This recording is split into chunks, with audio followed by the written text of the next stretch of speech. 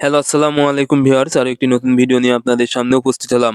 আজকের ভিডিওতে মূলত আমি আলোচনা করব, আপনারা যারা কোয়েল পাখি পালন করেন, এই কোয়েল পাখির যেন পা অবেশ বা প্যারালাইজ না হয়, সেক্ষেত্রে কি করণীয় বা এরকম সমস্যা যদি হয়ে যায় তাহলে সুস্থ করতে কি ওষুধ ব্যবহার করবেন।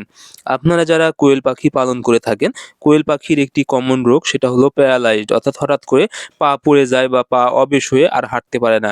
এমনকি চলাফেরাও আর করতে পারে না। এতে করে কি হয়, কোয়েল পাখি আর খেতে পারে না। এতে কিন্তু কোয়েল পাখি মারা যাওয়ার সম্ভাবনা সবথেকে বেশি থাকে, বা ডিমের প্রোডাকশনে থাকলে যদি এরকম সমস্যা হয় তাহলে কিন্তু কোয়েল পাখি আর ডিম দিতে পারে না।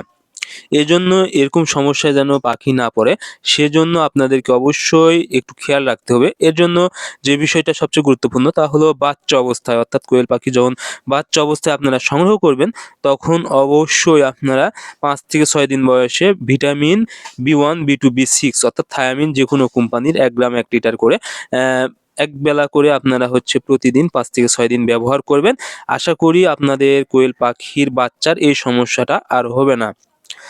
এবং একবেলা করে আপনারা জিঙ্ক ব্যবহার করবেন, ভিটামিন জিঙ্ক ব্যবহার করবেন। তাহলে এই সমস্যাটা হওয়ার সম্ভাবনা অনেক কম থাকবে। এরপরে আবার গিয়ে হয় কখন? যখন কোয়েল পাখি ডিম দেওয়া শুরু করে, অর্থাৎ ডিম উৎপাদনে যে ক্যালসিয়ামের প্রচণ্ড ঘাটতি হয় এবং বিভিন্ন ভিটামিনের ঘাটতি হলে কিন্তু ডিম দিতে, দিতে এই পাখির প্যারালাইজড হয়ে যায় বা পা অবেশ হয়ে যায়। সেক্ষেত্রে আপনারা অবশ্যই কিন্তু ক্যালসিয়াম ব্যবহার করতে হবে। কারণ যখন ডিম দেওয়া অবস্থায় আপনারা বুঝতে হবে যে পাখির প্যারালাইজড হয়ে যাচ্ছে, সেক্ষেত্রে অবশ্যই বুঝতে হবে যে যথেষ্ট পরিমাণ ক্যালসিয়ামের অভাব রয়েছে। এজন্য আপনারা অবশ্যই ডিম যখন দেওয়া শুরু করবেন, নিয়মিত ১৫ থেকে ২০ দিন বয়স দিন পর, পর আপনারা ডিম দেওয়া পাখিকে অবশ্যই নিয়মিত ক্যালসিয়াম ব্যবহার করবেন।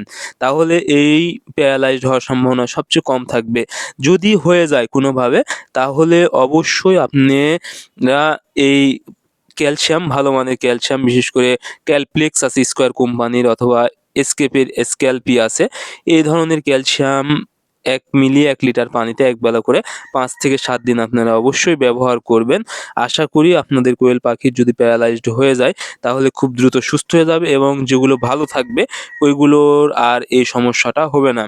সো আপনারা অবশ্যই কোয়েল পাখিকে এই রোগ থেকে রক্ষা করতে এই ওষুধগুলো ব্যবহার করবেন। আর অবশ্যই যখন আপনারা যখন কোনো কৃমির ওষুধ ব্যবহার করবেন বা কোনো আমোষয়ের ডোজ দেবেন, অর্থাৎ কোনো অ্যান্টিবায়োটিক পাখিকে ব্যবহার করবেন, তার পরবর্তীতেই আপনারা লিভার টনিক এবং কিডনি টনিক এই ২ টা ওষুধ ব্যবহার করবেন। কারণ অনেক সময় অতিরিক্ত অ্যান্টিবায়োটিক চালানোর পরে ক্ষেত্রেও কিন্তু